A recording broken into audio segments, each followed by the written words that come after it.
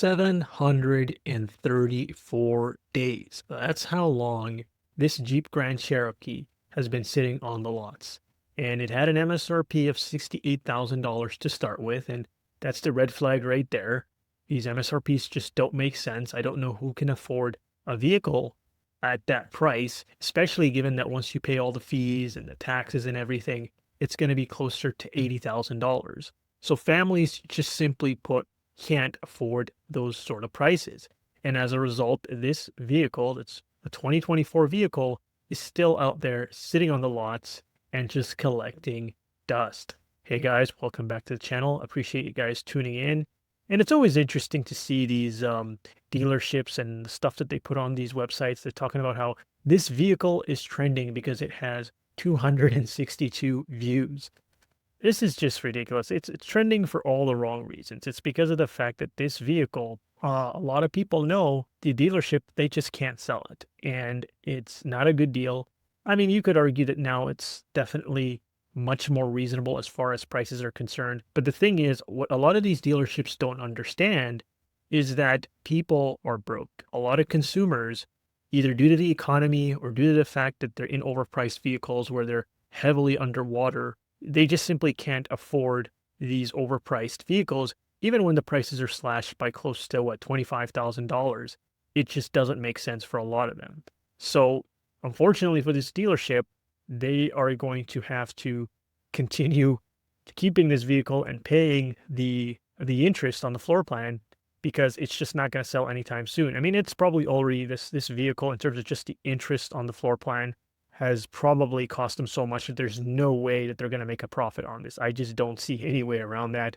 And these dealerships, they're getting very pissed off. They're getting upset with a lot of the automakers because the automakers are the ones setting these ridiculous MSRPs that are making it difficult for these dealerships to sell.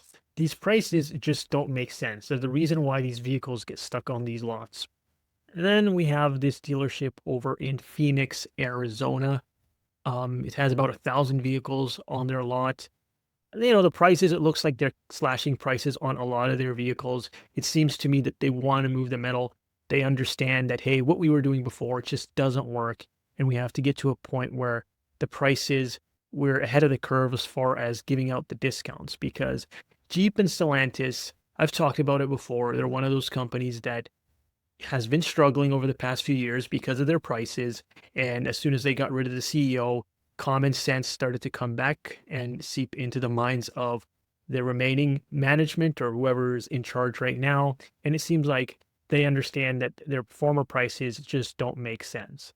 Now, right now, as we speak, they have about 20, for 2025 models, 645 available. I think it's fairly reasonable. They got a bunch of 2026 models as well. So to me, it seems like they're doing okay. I'm pretty sure they'll have some of these left over once 2026 starts. But to me, just looking at the price cuts that they're doing, it seems to me that they're responding to the market a lot better than Ford is and some of these other Jeep dealerships. But let me know what you guys think in the comment section below. And despite these aggressive cuts, these aggressive discounts, for a lot of these auto dealers, things aren't changing. And these aggressive cuts, they're just starting to become part of the cycle because they start off always with these higher MSRPs, and then eventually the cars start piling up, and then they have to give out these discounts, and then it starts getting closer to the end of the year, and they start to get more aggressive with the discounts. Well, now a lot of them are just trying to get ahead of the curve because they realize, okay, we don't want to get into a situation where we're in the year, but we have so many units from the previous year. And that's the state that the auto market is in. And the sad part about all of this is that for the most part, I don't think the consumers are really going to change their behaviors because consumers are getting hit from both the auto market and the economy as a general. Well, what's happening is that the auto market has made it so that a lot of these consumers can't get into new cars because they're so underwater in the cars that they're already in that it's just impossible for them to try to go out to the dealership and drive a new car. And then at the same time, the economy isn't doing well.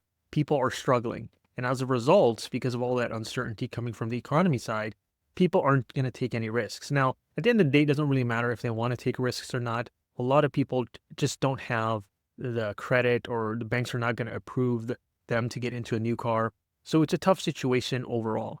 And the thing is, it's interesting because, a few months back, they were talking about the tariffs and all that stuff. And the tariffs really haven't done anything, really, for the most part. And like I said, I don't believe that the tariffs are going to change things one way or the other, because at the end of the day, people, if they can't afford a vehicle at 50,000, they're not going to afford it at 55,000. And the bank isn't going to approve someone for $55,000 vehicle when they weren't going to approve for them for a $50,000 vehicle.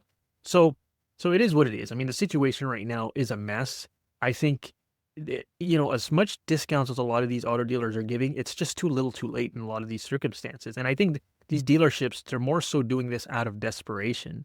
And I don't know what these automakers are going to make out of it, because they want to keep the current prices, but they also want to keep the current sales numbers. And that's just not going to happen. The current rates of MSRPs are just not working. And I think they already have been cutting MSRPs, or have been unofficially doing that through a lot of these discounts. But now it's getting to a point where they're going to have to cut them even further. But that's my thoughts on it for now. Let me know what you guys think about this issue. And as always, if you like this, make sure to click like and subscribe.